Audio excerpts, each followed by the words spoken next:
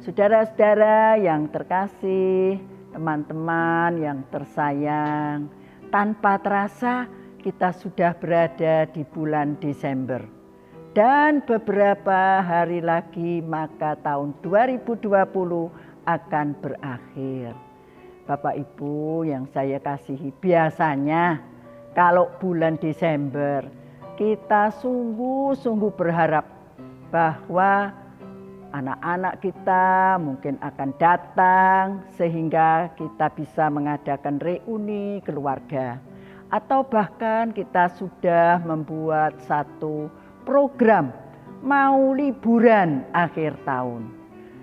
Tetapi realitanya di tahun 2020 ini semua yang normal yang biasanya kita kerjakan itu ternyata tidak bisa kita lakukan. Nah, kalau kita berbicara tentang hari Natal yang selalu kita rayakan di bulan Desember, biasanya kita sudah mempersiapkan diri kita untuk menyambut datangnya hari yang sungguh membahagiakan kita, yaitu hari Natal. Nah, Bapak Ibu, saya misalnya oleh anugerah Tuhan mungkin ya saya sudah merayakan Natal itu tiap tahun ya lebih dari 50 kali sejak saya menjadi orang Kristen. Bapak Ibu juga pasti sudah tiap-tiap tahun merayakan Natal itu. Dan oleh karena perayaan Natal itu, ibadah Natal itu menjadi satu kegiatan yang rutin, kita bisa secara melakukannya itu secara mekanis, otomatis begitu. Desember ya mesti dibentuk panitia Natal, ayo bikin acara, ayo apa yang mesti nanti diisi, tanpa sungguh-sungguh memikirkan apakah berita Natal itu sampai kepada kita atau tidak. Bapak Ibu, bahkan di dalam perayaan dan ibadah Natal mesti selalu ada tema Natal. Dan ada orang mengatakan, ayo kita bikin tema. Temanya begini, Natal, Yesus datang membawa damai buat semua orang. Yang saya mau katakan benar enggak itu? Lu ada ayatnya loh. Bapak Ibu, memang betul itu ada ayatnya.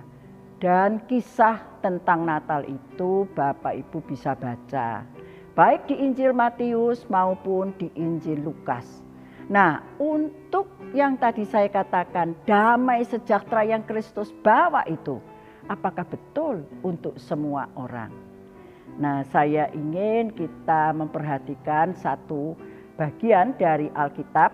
Saya akan membacakannya bagi Bapak Ibu, bahwa di Lukas pasal 2 ayatnya yang ke-8 sampai 20 itu dikisahkan tentang berita Natal. Ya. Nah, berita Natal itu diberikan kepada gembala-gembala. Dikatakan di daerah itu ada gembala-gembala yang pada waktu malam menjaga domba-domba peliharaannya itu. Bapak Ibu, menjadi seorang gembala itu bukan pekerjaan yang digemari orang, bukan pekerjaan yang dicari orang.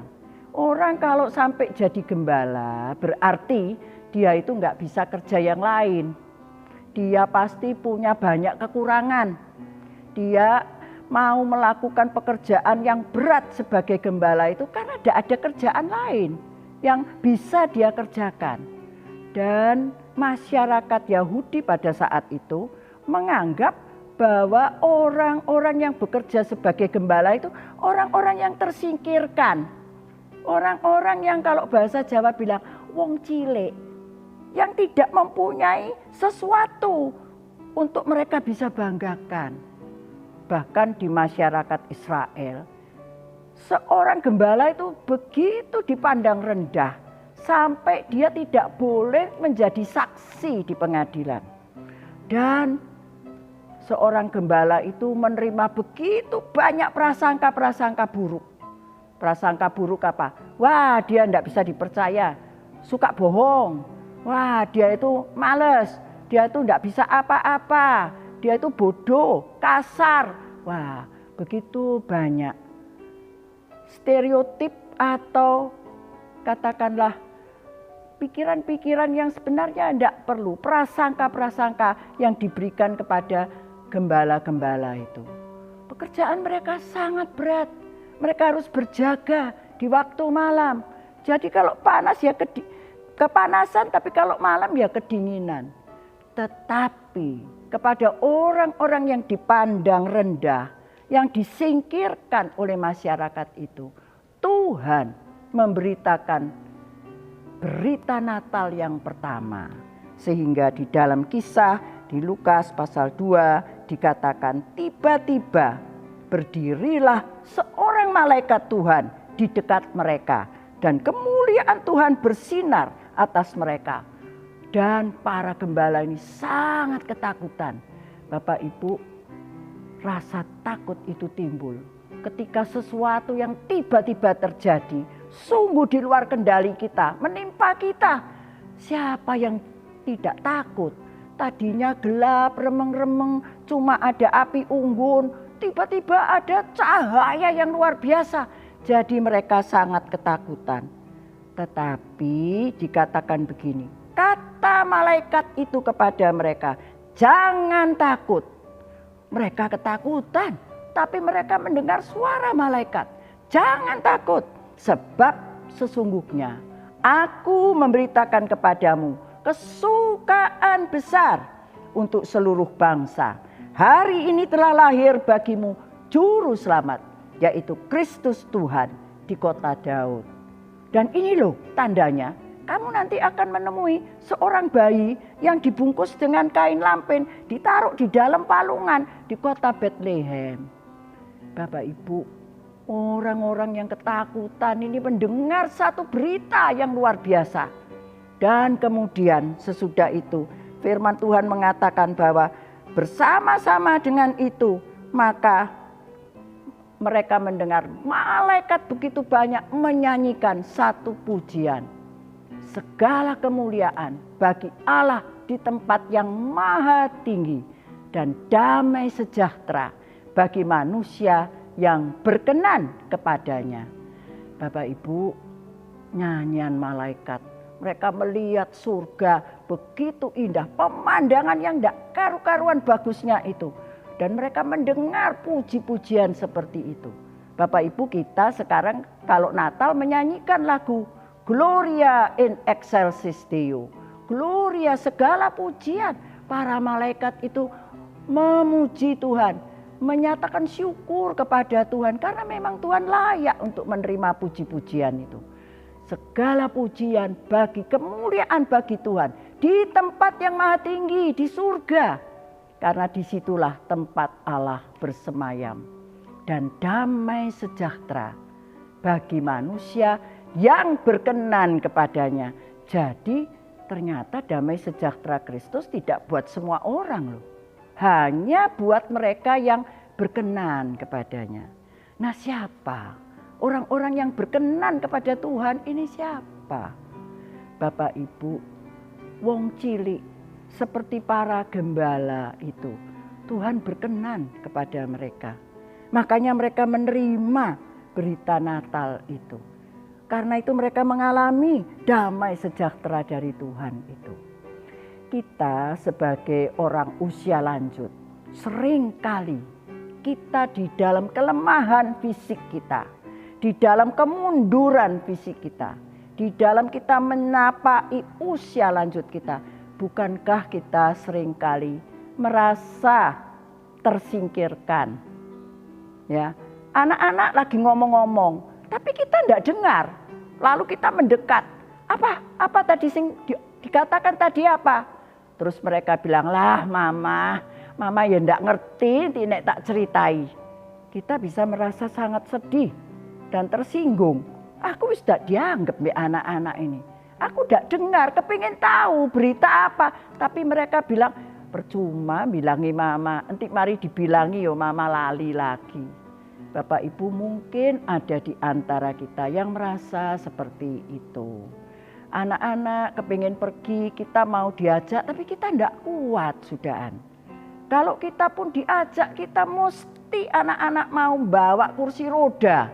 Dan itu memang sangat menyulitkan anak-anak. Akibatnya kita seringkali nggak diajak. Bapak Ibu, apakah di dalam kita menjalani usia lanjut kita merasa seperti gembala-gembala ini? Orang-orang yang tersingkirkan, orang-orang yang sekarang tidak boleh lagi ikut terlalu campur di dalam kehidupan bersama ini. Apakah Bapak Ibu merasa tersingkirkan? Kalau begitu berita Natal itu untuk kita. Tuhan mengatakan jangan takut. Sebab hari ini sudah lahir bagimu juru selamat. Yaitu Kristus Tuhan di kota Daud. Bapak Ibu, Tuhan akan memberi damai sejahtera kepada kita. Kalau kita berkenan kepada Tuhan. Mari kita lihat apa yang dilakukan gembala-gembala itu. Setelah mereka melihat semuanya itu, malaikat pulang kembali ke surga, mereka ya saling melihat ya. Loh tadi kamu lihat apa? Loh aku tadi lihat seperti ini. Aku tadi dengar ada suara malaikat. Iya aku juga dengar. Katanya jangan takut. Sebab hari ini sudah lahir bagimu juru selamat di kota Daud. Loh ya, bahkan kita kan dikasih tahu di tempatnya di mana. Dan juga tandanya apa. Ayo kalau gitu mari kita pergi. Maka Bapak Ibu, Alkitab bercerita mereka segera pergi. Jadi orang-orang yang menerima, yang berkenan kepada Tuhan. Orang Inggris bilang favor given to them. Itu apa? Mendapat kasih karunia itu apa dari Tuhan? Bisa jadi percaya kepada berita Natal. Bisa percaya pada apa yang dikatakan dan yang dilihat tadi. Ini bukan ngimpi, ini benar-benar berita dari surga. Maka Alkitab mengatakan bergegas mereka itu pergi ke Bethlehem. Dan betul mereka menemui Maria, Yusuf dan bayi Yesus itu betul dibungkus di dalam lampen, ditaruh di dalam palungan. Bapak Ibu, Alkitab tidak kasih kita tahu apapun. Mereka pergi ke sana bawa apa? Ya mereka tidak punya apa-apa untuk dibawa. Yang mereka bawa adalah hati mereka. Hati yang percaya kepada Yesus. Pada juru selamat yang sudah lahir itu. Nah terus mereka kira-kira terima apa dari Maria dan Yusuf? Lah apa yang bisa diberikan oleh Maria dan Yusuf? Mereka tidak terima apa-apa. Bapak Ibu, bukankah kalau kita merayakan Natal di gereja, ada souvenir Natal. Bahkan kalau kita tidak dapat souvenir Natal dari gereja, kita bisa ngomel-ngomel kadang-kadang. Bagaimana gereja ini kok tidak ngasihin souvenir Natal? Bapak Ibu, para gembala tidak dapat apa-apa loh. Mereka berjalan di tengah malam karena percaya kepada janji, kepada berita Natal itu. Dan mereka pergi ke situ menyembah bayi itu. Dan apa yang dikatakan Alkitab, ini yang menjadi tanda orang yang menerima perkenan Tuhan. Alkitab itu mengatakan, maka mereka pulang kembali. Di dalam ayat 20 dikatakan, maka kembalilah gembala-gembala itu sambil memuji dan memuliakan Allah. Karena segala sesuatu yang mereka dengar dan lihat semuanya sesuai dengan apa yang telah dikatakan kepada mereka. Apakah setelah mereka menyembah Tuhan kembali hidup mereka jadi lebih enak? Enggak, sama saja. Mereka tetap gembala, hidup mereka tetap susah. Tetapi apa yang berubah? Hati mereka. Dikatakan di dalam firman Tuhan tadi bahwa mereka kembali memuji dan memuliakan Allah. Bapak Ibu, saudara-saudaraku yang saya kasihi dalam Tuhan. Masa usia lanjut kita bukan masa yang mudah. Setiap tahun kita merayakan Natal. Dan kita percaya Yesus Juru Selamat sudah lahir. Dan dia lahir di dalam hati kita. Kalau kita menerima Yesus sebagai Juru Selamat di dalam hati kita, maka kita akan dimampukan untuk memuji Tuhan dan memuliakan Tuhan di dalam menjalani kehidupan masa lanjut usia kita ini. meskipun itu tidak mudah. Para gembala kembali, mereka adalah wong cilik yang bisa tertawa lepas untuk hal-hal yang sederhana. Mereka hidupnya tetap susah, tetapi sekarang mereka punya satu keyakinan. Juru selamat itu bersama dengan mereka. Itu sebabnya mereka menjadi orang yang kuat, tabah, tidak mudah berkeluh kesah, tidak mudah putus asa, meskipun kehidupan ini tetap sulit. Bapak Ibu, itulah berita Natal buat saudara dan saya. Kita semua tetap menjalani kehidupan karena usia tua tidak menjadi lebih mudah. Tetapi yakinlah, Tuhan Yesus, Juru Selamat, memberikan damai sejahteranya. Apa itu damai sejahtera yang Tuhan berikan kepada kita? Di dalam Yohanes pasal 14 ayat 27 dikatakan, damai sejahteraku kuberikan kepadamu. Bukan damai sejahtera yang dunia ini berikan. Dan kalau Tuhan memberikan damai sejahteranya kepada kita, kita ini dimampukan melewati masa-masa yang sulit ini. Karena Dia bersama dengan kita. Itu sebabnya mari kita menyambut Natal ini seperti para gembala ini. Kita percaya Yesus hadir dalam hidup kita. Dia mau tahu dengan kita. Dia mau repot sama kita. Dia tidak pernah membiarkan kita sendiri. Itu sebabnya kita dapat memuji dan memuliakan Dia. Mari Bapak Ibu, di dalam tahun 2020 ini yang penuh dengan kesulitan karena pandemi ini. Dan kita tidak tahu apa yang akan terjadi hari-hari ke depan. Tapi satu hal kita tahu, Juru Selamat itu bersama dengan kita. Dan Dia memberikan damai sejahteranya. Dialah yang memampukan kita. Ketika kita takut, kita ini percaya kepada Dia. Kalau kita takut, Tuhan berkata, percayalah kepadaku. Waktu aku takut, aku dipercaya kepadamu. Kepadamu aku percaya, kepada firman-Mu aku percaya. Maka aku tidak takut. Bapak Ibu, saya ingin mengakhiri episode kali ini dengan satu lagu.